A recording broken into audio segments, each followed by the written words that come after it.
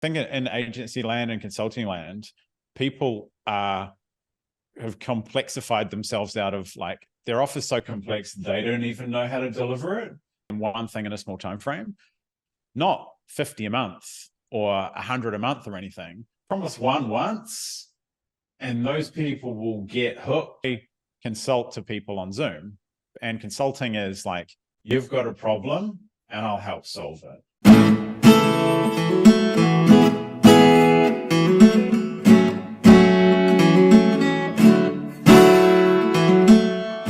All right, you beautiful motherfuckers. I have somebody who I know in my world who's really just a genius. And if you read his stuff, it's a lot of kind of contrarian stuff in that, both James and I kind of in our different ways, just like don't always vibe with whatever the mainstream internet marketing thing that everybody is being pushed towards. And for that reason, he's just a super cool dude. Your business has done like 10 million plus in consulting. Courses, whatever you want to call that kind of info product expert kind of world, and have a lot to say. So firstly, my brother, thank you for coming on here and doing this. Thank you. Thanks for having me. So let's talk agency owners and offers. I have a lot to say on this topic, but I would love to just hear your thoughts on some of the things you think that are kind of like counterintuitive, that is like the stuff that everybody's saying you have to do. And almost always it's like, it's not really like that if you actually want to build a real business. Yeah, I think having delivered services myself, agency style services within consulting, I know what it's like on the inside as well. Yeah. And I think a little while ago, a big purple book came out, which was about, how to make offers. And really these days, like it doesn't matter whether you're in the agency space, info space, consulting space, like up to $3 million, your business is an offer. That is the business. Yeah. Your ability to sell it and attract people and, generate demand for it, and your ability to deliver it, and you can get to 3, you can get to 10 with a singular offer. And, I've seen that happen. I've helped people do it, and pass those kind of numbers. So the first thing is that in the course of making these offers, people have got offer inflation. If the guy next door says they can give someone 50 appointments, then you need to offer 60. And the purple book, encouraged people to make big claims and guarantee them. And that, it created an arms race, and I'm a big fan of, if everyone's zigging, then you probably should zag. Yeah. And I found over and over again that small promises are easy to keep, and you and I both, learned that from a mutual mentor we've got, that small promises are actually easy to keep, but they're also easier to buy. And I think in agency land and consulting land, people have complexified themselves out of like their offer's so complex they don't even know how to deliver it. And that confusion is then transmitted to the market, making them difficult to sell and also difficult to deliver. So I believe most of the inverse, that making small offers and making an offer, neat, easy to execute and easy to get a result from quickly, even a tiny result, is much more powerful than the constant inflation of like how many leads and how many appointments and how many sales you're going to get someone, which is just a never ending, train. Yeah. And, one of the interesting things too, that you mentioned that a lot of these complexity, I find, and I'm sure it's the same with your audience, it's a bigger problem for smart people to like simplify their offer and say it in a way. Like I just had somebody this morning send me like a 5-6 page notes of like, tell me what this offer is. And they're talking about all the deliverables, and it's so complex, as you mentioned, that it's very difficult for them to tell another soul, like, this is why you should buy it. And, for years and years, I saw this in the personal injury space where I've done a ton of work, where the guys who like are the smartest, they have like messaging that says like, hey, James Kemp and Associates is a plaintiff personal injury law firm with over 35 years of superior legal service results and blah, blah, blah, blah, blah. And it's just this wordy mess. And the guys who get all the money have promises that are like, in a wreck, get a check. In a wreck, we'll get you a check, right? And I find that, I wonder if you could just comment on that, because a lot of it is really, we deal with markets where like smart, heady people sometimes have just get lost in the sea of conflicting advice that kind of like steers them in a million different directions. Yeah, I think that, someone way smarter than me, said well before, like, enter the conversation going on inside their head. And I think lots of offers you see in this world, like they talk about really long time frames, like how many appointments, how many leads you can get in a month or a year even. Whereas most people are like, I just want a customer now, or I want a lead now, or I want inbound today, right? So those small promises are much more cognizant of what their brain is actually thinking right now, which is like, it would be cool if I had an inbound lead today. Yeah. And then, the great offers stack the promises, so you can keep making the promises and commitments. Like, I'll show you how to get, what's the example you're using? Well, I mean, I was using like earlier injury. Yeah.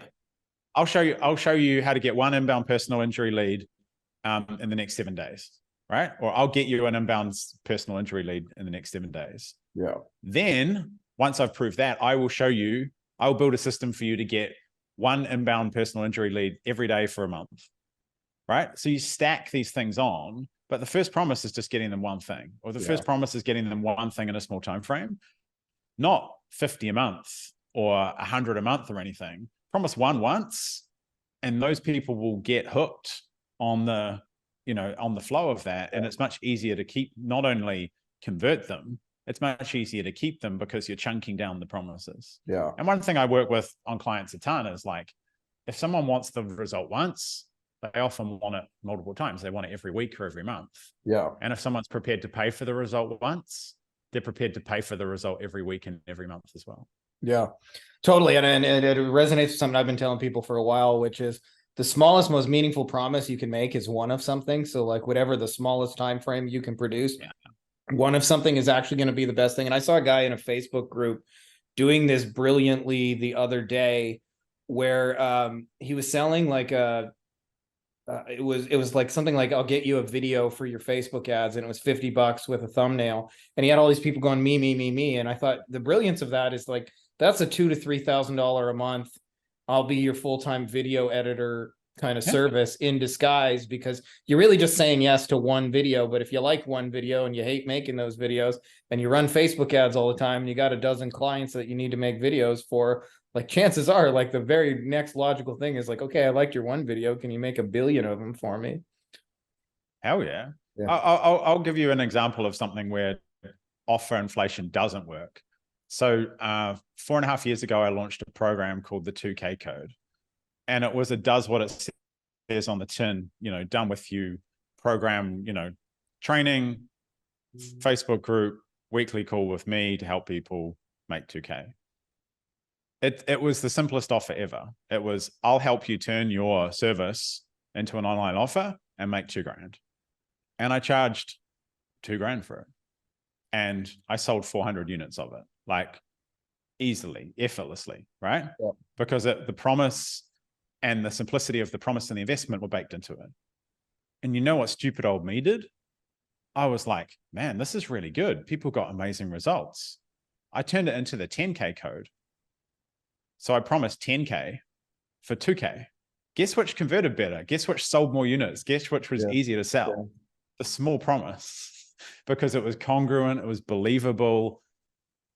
Everything was, each component of the offer were, aligned with each other. And as soon as I made a bigger promise, you'd think the bigger promise would convert better, but it had the opposite effect. And like the underlying pieces were exactly the same, apart from the kind of the bigger promise and the intent behind it. So, we can all fall trapped to this never-ending offer inflation. And it takes a bit of courage to say, I'm going to show you how to get one result quickly once, and then do that, on a regular basis for you. And that's the crux of what an agency does at the end of the day. Yeah. And, it's really interesting on this, like one-upsmanship is like internet marketers seem to think that, like in a lot of cases, most of the people that, I'm working with are doing this for local businesses. Not that everybody in our world is doing it for local businesses, but the more you get the offer inflation is the more you just get mentally like put in a box of like asshole marketer not to be paid attention to. And it's funny when you come in with these small, just like, I'll get you one result is, it's believable. But the other side of that to me is like the fulfillment side of things, because like I remember I joined a coaching program, and they said it was like their hook was like, hey, we'll get you to $100,000 a month. This was like in 2016 or something like that. And I remember like most of the people don't continue on because you get so much stuff thrown at you and the offer is so complex and the fulfillment that you say, I'm not ready for the next thing. I need another year to be able to implement the stuff you've already given me. And so they can't continue on. But of course, when you make the like one video for $50, it's like continuing on is the most automatic, logical thing. So I'm not surprised in hindsight that your 2K would convert better than 10K, but there is a tendency to think that like, you need to do the opposite and just make it better and better and better and make the promise bigger and bigger and bigger. Yeah, and you see it in delivery as well, because most retainers, and you see this in kind of ongoing programs and masterminds, and you see it in services as well. Most retainers end because of indigestion, not starvation. That the person is over delivering and giving them too much, and they can't possibly use it and consume it, and it initiates some kind of level of kind of shame or embarrassment, that they're like, you've given me all the stuff and you're trying to do these things, but we can't convert the calls because we don't have enough space. You've given me all the leads, but we can't actually call them. And in many cases, again, the inflation of those things actually terminates relationships earlier than it needs to be, rather than giving them the right dose. It's like giving them too much medicine and making them sicker, and then they go backwards. And most that I've seen are trying to over deliver on the total like mass of the offer, rather than over deliver in terms of doing what you say you're going to do and making you easy to work with, because this is completely underrated, and be fun and easy to work with, and have that, over deliver on those pieces rather than trying to give people too much stuff, because people feel ashamed when they can't use it all. Yeah, that's 100% true. I actually meant to ask you that because I know, in our world, a lot of people have hit your kind of like 8 figures in sales kind of numbers. That's not necessarily unique to me, but what I think is really, really cool is you've kind of touched on a little bit your fulfillment side. Like if I understand correctly, is like crazy lean. Like it's you and a VA, like you're doing, you got a 7-figure business per year, and all it is just you and someone else. I'd love to hear your thoughts on just like how you're able to manage that. And also, I know you're a big advocate for like, everybody else tries to avoid this kind of one-to-one, but that's something that you actually kind of have embraced. Yeah. I mean, they're both similar ends of the same stick, but after doing it for a long time and, cutting my teeth, I was marketing director of a big company that had an exit, and it was really easy for me to step into consulting. So consulting clients were coming to me kind of en masse, 12 years ago. And I was like, I'm a consultant. And I went out and I sat in people's offices and gave them great strategies and charged daily rates, and realized that no one fucking paid attention to what I was saying anyway in these big corporates, but they just pay me lots of money. And so for a few years, I set my stall out with the identity as a consultant, and then later on as a coach. And what I've come to realize over the last few years is that coaching, consulting, mentorship, creator, service provider are not necessarily identities, they're modalities. So what I've just got really clear about is when I consult, when I coach, when I create, and when I mentor.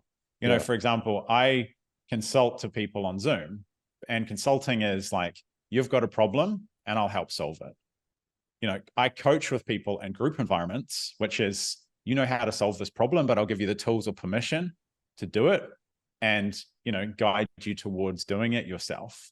Mentorship is, this is how I do it. So I mentor our owners and I mentor their teams simultaneously, because they bring a bit of a mess of problems. And I say, rather than saying, this is how you do it, this is how you should do it, I say, this is how I would do it, this is how I approach those things. And everyone can take on that model and actually take the pieces from that they want to apply themselves. And so in compartmentalizing the modalities and the delivery pieces, I've been able to be very lean about how I do it and where I do it. I consult on Zoom, I mentor on Zoom, I coach in group environments, and I coach on Slack. So people have asymmetric access to me where we go back and forth and we coach on Slack with those pieces.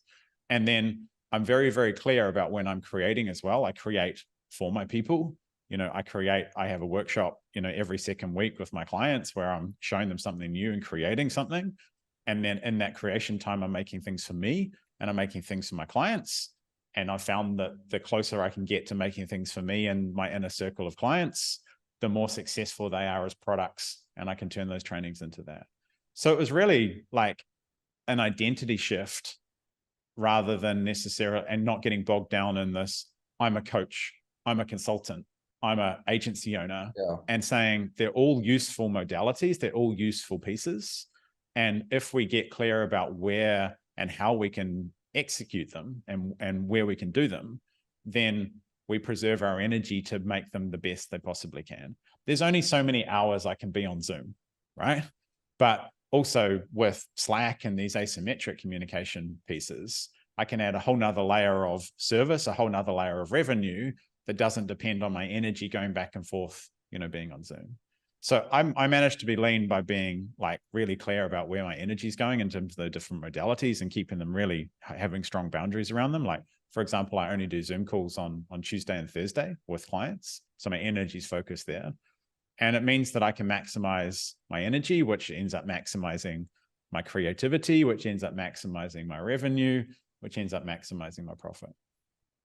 Okay, so what you just said is something that I've heard lots, because we're both obviously like disciples in the Travis world, but I don't think enough people really understand the importance of it, because I see all the time, like where somebody will come to me, they're doing 10 to 25K a month usually, and they're delivering like 20 different solutions, and they're burnt out, being stretched in a million different directions. And obviously by kind of using and mentioning the modalities that you're talking about, you understand when you can use one-to-many solutions, also the energy efficiency of like whatever I create for me, I'm creating for you. So it's like, it's a win-win. It's not like an either or, like the whatever tool I'm creating for myself, you're also going to be, the beneficiary of.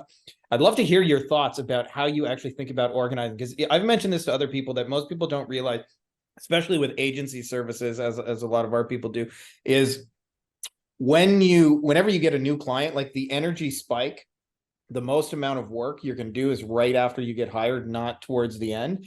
And so what most people don't realize is there's this hidden kind of metric in the background. And what happens is if you do custom solutions over and over, is like every single time you have to deliver it, there's a custom spike of energy. But if you can use the same tool you've created over and over, what happens is that energy disappears. And so it's always kind of boggled my mind. I mean, I get it, but it's kind of funny is that people who are usually in my world doing 50 to 100K per month are like way less stressed out than people who are doing like 10 to 25 with all the crazy energy being pulled in a million different directions.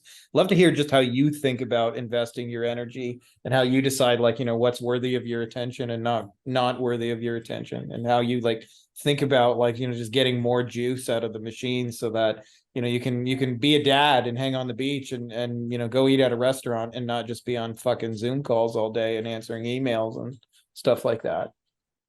Yeah, it's the same for everybody, because, for me and other people, we get burned out when we lack boundaries, right? Yeah. And like in agency land, every single agency, owner and also their teams, they do excessive amounts of coaching and consulting for free, right? Yeah, all the time. Excessive amounts. And that's energy draining because a lot of it is repetitive, and repetitive work tends to burn people out faster than anything, because mastery to some degree has already been attained. You start generating leads and they can't convert them, then you need to consult them on their sales process, their offer, and those kind of pieces. So the first thing is boundaries. And when someone asks you like, hey, we're not converting this, well, you need to turn up to my consulting calls, which I hold on a Monday and a Friday, right? And that's where we help you dial in your sales process and your offer. So rather than having 10 disparate Zoom calls across the week with clients who are, need consulting or coaching, condense them down into 2 hours and say, we do the coaching call on this day, and we do the consulting call on this day, because those things are already happening. So they need to be derived more efficiency from. So the first thing is putting boundaries around those things and saying, yeah, I can answer that question, but we do that on the call on Tuesday, which you get access to me or my specialist. And I've seen that. I've seen that over and again, like save dozens of hours inside a business by, bring your clients together, like use the leverage that we've got today to, buy back some of your time. Yeah, can I just add on that? A lot of people don't realize that you can do this. They don't. A lot of times, people like I always see You're a lot of allowed. what I call Are you allowed to do this? Yeah, you are. poor and middle class values make you think that as soon as a client pays you, like they kind of own your fucking soul, and you got to do whatever they I'm tell a you. servant. And they don't realize that you can do what a mentor of mine once called the benevolent alpha of just like, here's how I work, here are the rules of engagement, we have a call on Friday, I need you to be there, and you can just kind of like tell people how it's going to go down.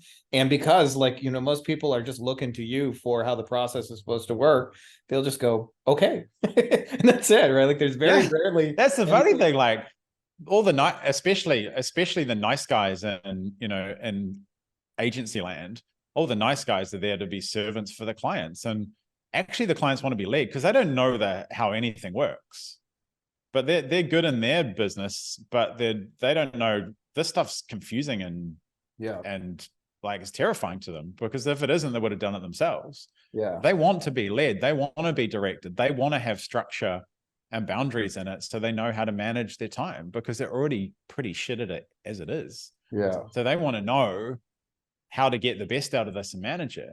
And if you're always available, you're always there to answer questions, you're always there, it completely changes the power dynamic as well. They're just like, they can just use you and discard you whenever they want, because they're in charge of this relationship, because they say jump and you say how high, because your fear of losing them. But the real fear that they should have is not serving them. And you don't serve people just by having, you know, always on, always available and not having structure. yeah. You serve people by going, come here and I'll ask you, and I'll dedicate my energy to that with you, and we'll solve this problem together. But it's going to happen on Tuesday at 10 a.m. Yeah. Yeah, and it's funny for us too, because we do a version of that that just says like, you know, I remember somebody came to me once and they were trying to hire an operations manager, and they were like, you know, I have all this craziness of operations, and it was really like you described, just boundary issues compounded, where they're like, I need somebody just to answer all the calls and craziness. I'm like, why don't you just try telling clients like stuff like, my office hours are Monday from 1 till 5 o'clock, and don't be surprised when you tell them that they call Monday between 1 and 5 o'clock, because that's what you've told them the rules of the game are. This is something actually that's so deep that I don't think enough people understand, because I see all the symptoms of it downwind, where people are going, you know, this client's crazy, or they're demanding refunds, or they want me to, you know, like in the middle of my kid's baseball game, pick up the phone kind of things. And they're really just like boundary issues. Like, and like you said, and the crazy part of it all to me is what you said, that they really do want to be led. Like they don't want it. Like a plumber doesn't want to fucking know Facebook ads. He wants you to tell him, do this, spend this, click that button, put your card in here.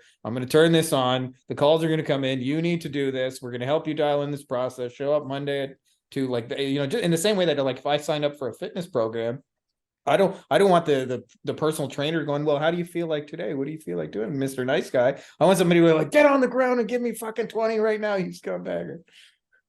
Yeah, and it's the same as other relationships, right? You know, if you ask a girl out and she agrees to go out on a date and she spends all this time getting ready, and you know, she does her hair and she gets an outfit on and everything like that, she wants it to work.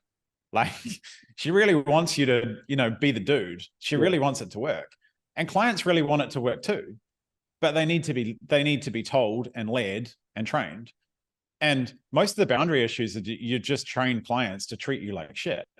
You've trained clients to essentially treat you like a servant to their business, because they don't know how to get anything else out of you, because you haven't told them how to do it.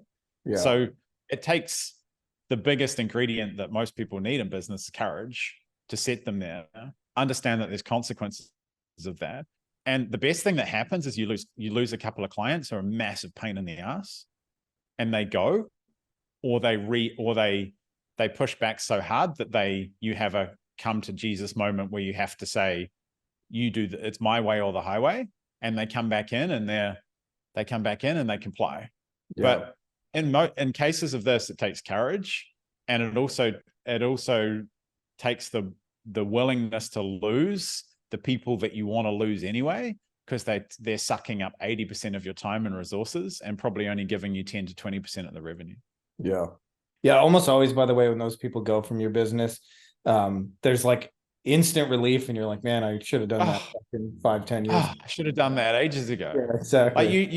you ask people who's your worst client, and their face immediately pops in to their head. Like you always ask people who they were, and they're the people that will push back the hardest on these things.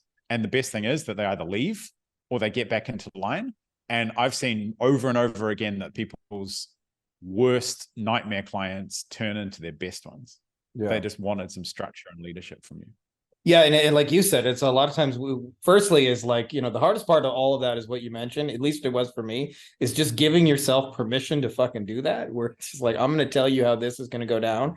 And I always liked the Travis phrasing of that, because I was always, it was a soft way of delivering, like, here's how I normally work. So you just tell them, like, this is how it's going to go down, and that's how you just lay down, like, this is the structure of the situation. They usually just like go, okay. If it's cool with you, I want to switch gears a little bit, because I know you only got so much time, but I want to talk to you about like your whole journey in going phoneless in your entire sales machine. Like the vast majority of the revenue we're talking has not been like, hey, I'll jump on a call and try and convince you. And you know, it's done very much, you know, like our style of like avoid that at all costs, and allowing people to buy in a way that's natural to them. Love to hear a little bit of your journey, how you got into that, you know, how it's evolved over time, where you see it heading for you, and just that, because to a lot of people in our world, that's kind of mind-blowing. To you and I, that's just like a very normal everyday thing. I was actually just checking, and like, you know, I recycled some assets today and have like a bunch of shit in my inbox. That's kind of crazy that it's just all new sales that just kind of happen in the background, which is mind-blowing to me. But I want to hear about your journey with, you know, going sales or phoneless.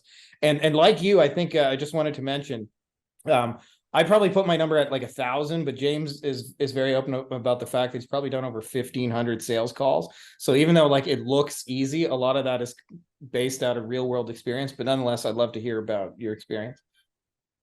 Yeah, so I had two. My very first program was about 10 years ago, and it was selling an online program for e-commerce businesses. So I met a younger dude called Sam Ovens a little while later, after doing some consulting, and he encouraged me to package up my stuff and sell the program online. And I came out of the gate, you know, back in the day when Facebook ads and these things were cheap and easy. And, you know, I generated 10 to 15 calls a week, got on, sold them a $4,500 thing, quickly got successful. And then I brought about 18 months later, I brought my sister into the business to do, I was just generating more sales calls than I could possibly do. And it was just printing, like it was just printing cash. You know, we'd do 30 to 60 grand weeks over and over again. But I had two VAs and my sister in the business. And then all around me, people were hiring closers.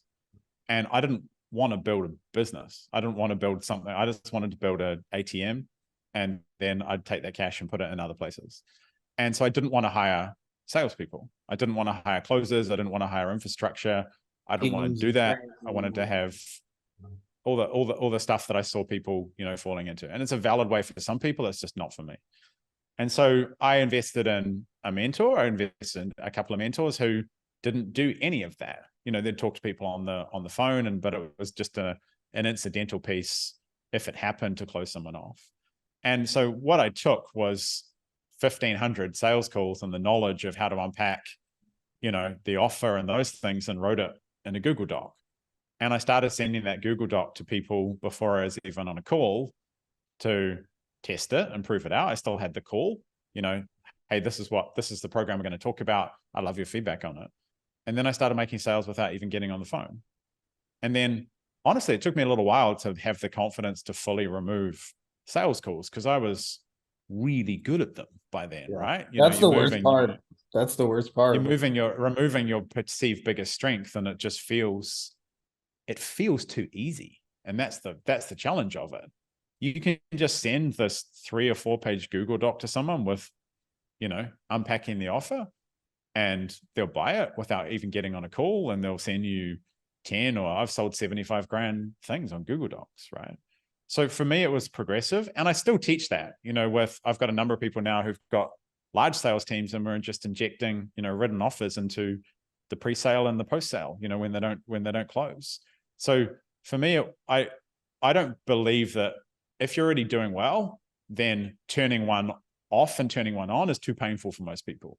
But you can progressively introduce offers, which is the engine and the lifeblood of, you know, these type of businesses, and just start sending them to people. And the best thing about written offers like Google Docs and Notion and things that people are using is they're dynamic, just like a sales call. You can change language, you can change pitches, you can change pricing, you can change anything you like in real time and send it out. I'm opening my program. I've got a private community. I open it up periodically. I've got 7 people on a wait list, you know, who get 24 hours ahead of time access. So I'm about to send a Google Doc to 7 people on the wait list.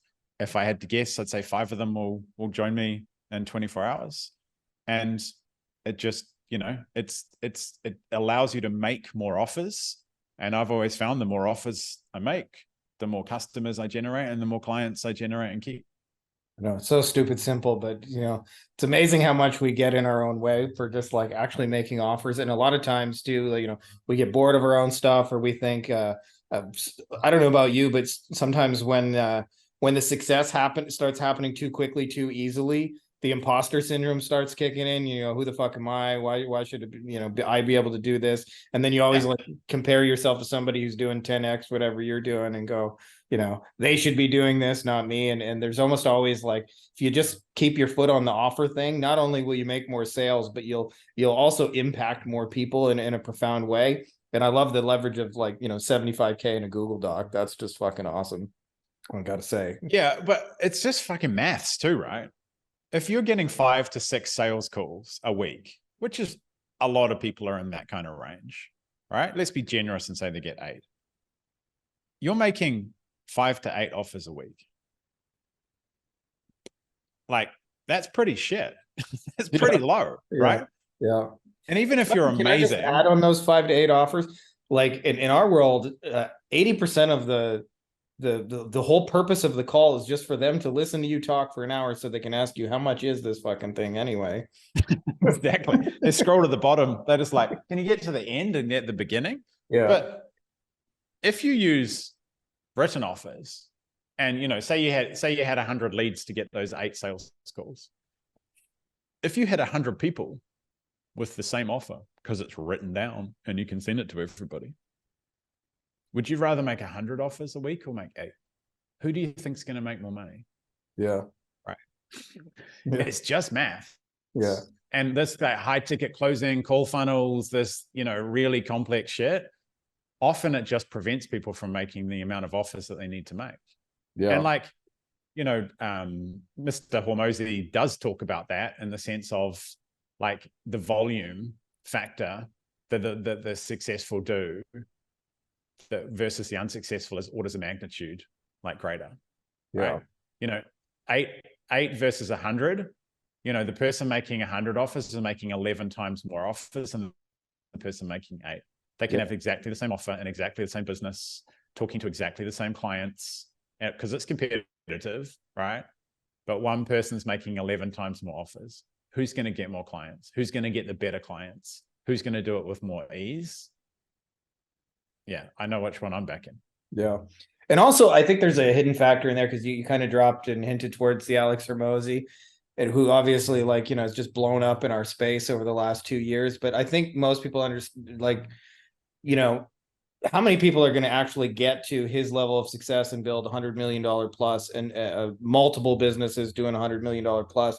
And all of that is like, you have to really, really love the game of business, because you're going to be teams and systems and managing and constantly recruiting new talent. Like what we're really talking about in a lot of ways is like kind of like the unbusiness of just like, I just want me and another dude, an ATM. I spend most of my day, you know, at the beach doing what I want to do. I help people as much as I can, but that's all done in a leveraged way. Even the way I sell is leveraged, the way I deliver it is leveraged, so that, you know, like it works for me and I don't feel burnt out by that kind of situation. I think that's like, I think most people, if they're really, really raw and real, would way rather like go our direction and have more of the unbusiness and less of the like, hey, I got this $100 million machine that has enterprise value and stuff like that, and more just like something that like makes my life cool today. Yeah, most people don't want a business. Yeah. At the end of the day, 99% of people don't want a business. They don't want the responsibility. They don't want the overheads. They don't want the stress to do with it. They want cash flow and a life. And if you design a business versus designing a life and a business that serves it, then you're going to get into very different places, you know. Yeah. And I've fallen into it more than once, of looking at a mentor or someone that I was investing in or learning from, and essentially building a business that was just like this, right? And then, because my skills are pretty high and I'm pretty good at a lot of stuff, the worst thing that happened was I became successful building someone else's business, but to live inside it and operate it. Yeah. And it wasn't until I like really tapped in with what's important to me. You know, I've got 2 kids, I'm a single dad, you know, I've got strong constraints and boundaries. I live in Bali, you know, I live in a non-standard kind of, you know, place in terms of how the week unfolds and lifestyle and those pieces. It wasn't until I optimized those things and optimized for that, and then built a business that fed those, that it got really clear about what activities and behavior and products and offers and positioning was right for me. And I think you got to go through a certain amount of like building complexity and building some stress in to realize that you don't necessarily want it. But people definitely need to be cautious that they're following and aspiring to build something that, you know, someone else has built that fits their values and fits their lifestyle much more than, hey, this dude can make me some money. Because that's easy. Like making money, we've got massive leverage, we've got huge margins. If you do the basics, you become quote unquote successful. But doing it your way, that's important. I think it's actually the most important thing. Like to me, like the 2 most important ways are the way in which you earn it, as well as the kinds of people that you do it with. And I found that especially like in an agency, like I find, you know, like a lot of times people will come to me and they got a fucking nightmare client roster and they're looking for me to salvage it. And the truth is, it's like you kind of sold your soul to get to 10, 20, 30K a month. And like you said, sometimes we all got to dabble in that to know how miserable that is. And, you know, for me, that was my first agency of just like, we had a lot of financial success. I hated every single one of my clients. I hated what I was doing to earn it. I didn't even like the way I was building the team, and I didn't like any of the work. But man, like, you know, at the end of the day, like the cash part of the money, the money was fucking great. But I'm like, I wanted to put a bullet in my head most of the days. It took for me, like I actually like, you know, went down to the jungle and drank some ayahuasca and had to trip my face off to just sort through like, why isn't this thing working for me? And ultimately what I realized is just what you said, that like if I ignored the money part of the scoreboard and I started looking at the other pieces of like the kinds of people and the kind of work I was doing, like other than the money scoreboard, everything else was like, you know, a net loss. And that one thing was really good. And I think people underestimate that when they see Hermosi, who like clearly loves the game of business and will play it forever until the end of time. And like, you know, you've heard him say in different videos where it's like, you know, I just sit in a corner and want to work more kind of thing. And for guys like us, that like, that's actually the opposite of what you're trying to do, is you want to, you know, be able to go hang with your kids. Like I share that same kind of value. Like most of my day is getting bossed around going, Daddy, I'm hungry. Daddy, make me this. Daddy, she took my toy. Why can't I have that? Can we go get an ice cream? No, you can't just eat ice cream every meal, sweetheart. I know that sounds delicious. But to me though, like that's the part you want to optimize first, is like, how can I have the most amount of time doing that? And then fit the rest of the pieces in there. So I think that's a really key insight that just comes from like, I think the only way to find that out for real is just build a business you hate and do it for a long time, or at least enough time to realize you hate it. And then you'll go like, fuck, I don't want to do this anymore. I wonder if or you can follow along people whose life that you wouldn't change for yours in a second, even if they've got money. And in the online space, like that's become for many people the primary metric. Oh, I'm just going to follow that dude or that girl because they make money. But I know a lot of the gurus, and I know where the bodies are buried in some cases. I've consulted to a lot of these people and plenty of them fucking hate it. Yeah. Trust me. But they also have a financial incentive to pretend they love it, because they're going to attract more people into the lifestyle Ponzi scheme, which is like, my life's great and I make lots of money. And they're true on one front and usually lying about the other. So they attract more people to build the same business because that's their model. They have an incentive to tell people that they love it. So everybody's there clapping that this is the greatest business model on earth, and I've got 94 team members and 2% margins. And then you get into the back room and everyone's crying because they flip and hate it. It's complex. It's got too much responsibility and overhead. When really, if I just had a few grand a month that a business was thrown off and I could work 2.5 days a week and spend the rest of the time surfing and with my kids, then life will be peachy. The perception and the reality are two very different things. So people need to follow along with people whose lives that they'd, maybe aspire to a model who've got similar values to them.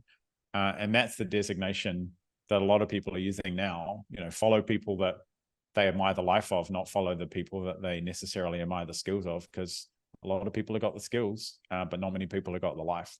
Yeah.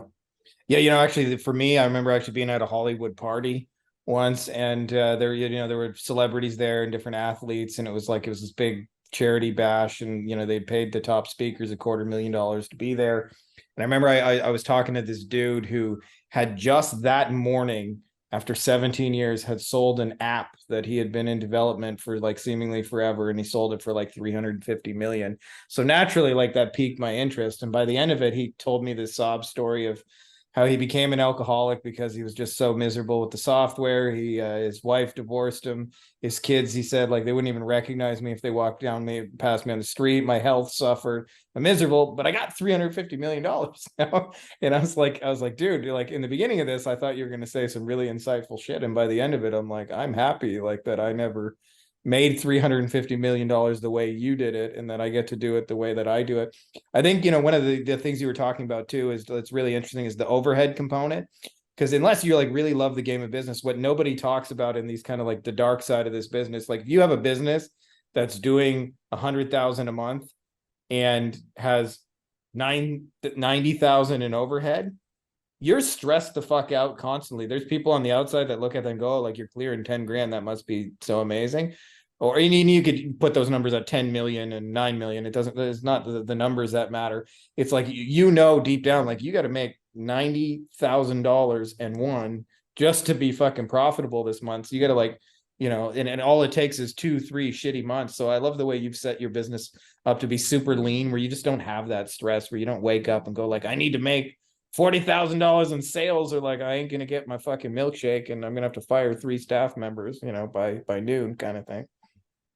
I've got a community, and I have calls, and they get access to all my training, and they can upgrade to a little bit of Slack and one-on-one with me. And this is completely outside mentorship pieces that I do, which is, it's not cheap to work with me, right? But my community last month generated 106,000 revenue. That's me and a very well-paid, admittedly, assistant, Alex, who's been with me for a decade, and some software. You think I kept a decent amount of that? I'm not even running ads right now. Yeah. Right. Yeah. So, and that's working intensively Tuesday and Thursday. I did a little call with a friend's client group this morning, and I spent about 2 hours writing on Monday. Don't know what I'm doing on Friday. So it's working 2.5 days a week.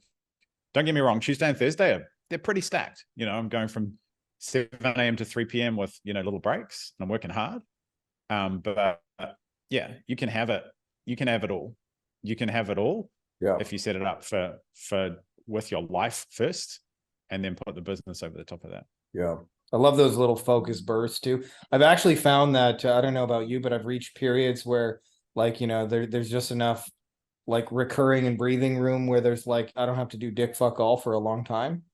And you actually get bored and want to work. So, but it's a balance between not the 80-hour week grind, Gary V, constantly. It's like you said, give me 2 5-6 hour solid sessions a week and I'm good for the week. But in a lot of ways, I'm sure you're more productive in those 5-6 hours than a lot of people are in a month and a half or 3 months or 6 months, whatever.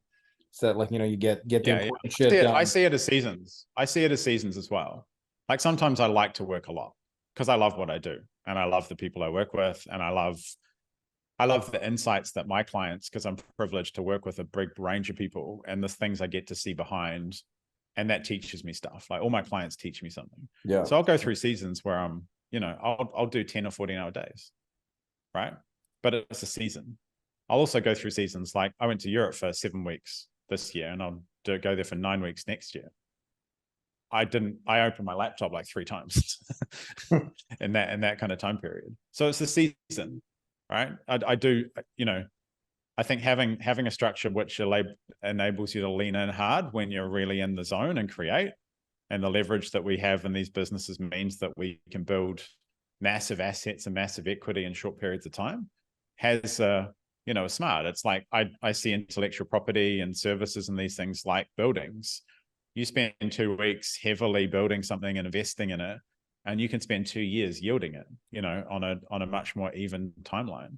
Yeah. But you might spend that 2 weeks, locked in a room, and sometimes that feels good and sometimes it doesn't. But if you look at the bigger picture, then it's worth, that can be worth it for some people, because we can build huge equity, we can build huge assets that we can yield for a long time, and they ain't passive income, but they're definitely things that you can yield for a long time if you're smart about it and you're deliberate about it. Yeah. That's something that Travis has kind of really helped wrap my head around for me as well, is like a lot of people, I read Robert Kiyosaki, the Rich Dad Poor Dad, the cash flow quadrant, and you really get the distinction between assets and liability, and assets, things that produce cash.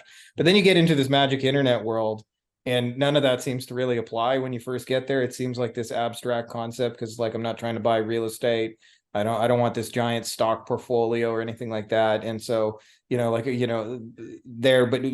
when you start to realize like a Google Doc can be an asset, an audience can be an asset, a distribution, an email list can be an asset, an untapped customer list can be an asset. You start asking better questions, at least I found for me, where you start asking, how can the assets be the money generator, not me, my time, my energy, my effort, and things like that. And what ends up happening is, like you said, you make more offers and you help more people because it's more about your tools and less about like how awesome you are. And then for where the extra help and support is needed, you create those things because you like helping people, but done very much on your own terms, kind of thing. 100%.